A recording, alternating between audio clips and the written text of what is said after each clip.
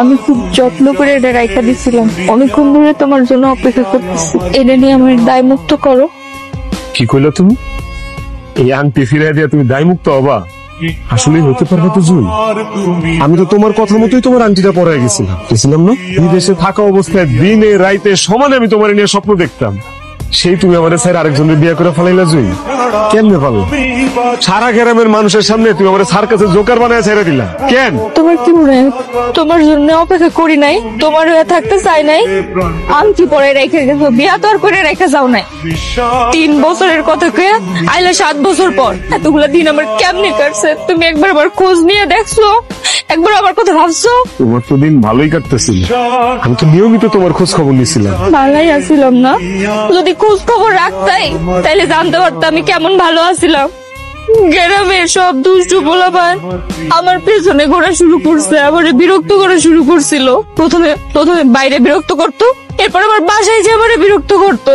রাত নাই দিন নাই টিনের চালে ঢিল মারতো, আমার উত্ত্যক্ত করতো।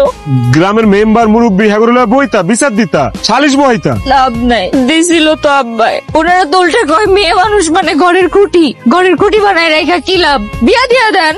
ওই পোলাই তো বিদেশ চলে গেছে। বিদেশি পোলাকে তোমার মেয়েরা বিয়ে করবো? বিদেশে বিয়ে করে সংসার করতেছে, ওরা সেই বসে থেকে কোনো লাভ নাই। তোমার আব্বা আমার বিয়া দিয়ে দিল। তুমি আমগুর বাড়িতে যাইতা, আমার মায়ের লগে থাকতা। বিয়া শাদী ছাড়াই তোমার বাড়িতে যেয়ে থাকতাম?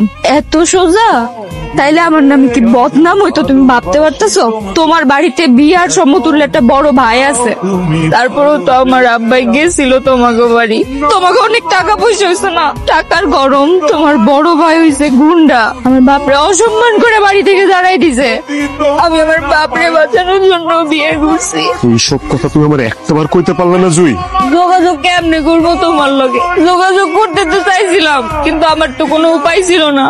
তোমার বড় ভাইয়ের কাছে সুইটা গেছি, পায়ে ধরছি, তোমার জন্য নাম্বারটা চাইছি, আমার দেয় নাই। আমি যদি তোমার লগে যোগাযোগের চেষ্টা করি আমার নামে বদনাম ছড়াইব। আমি তো মায়া মানুষ গো, আমার সম্মান বাঁচাইতে আমি বিয়ে করে লাইছি, কিন্তু কপালের প্যাডটাও জামাইটাও মোটরসাইকেল করে মারা গেল।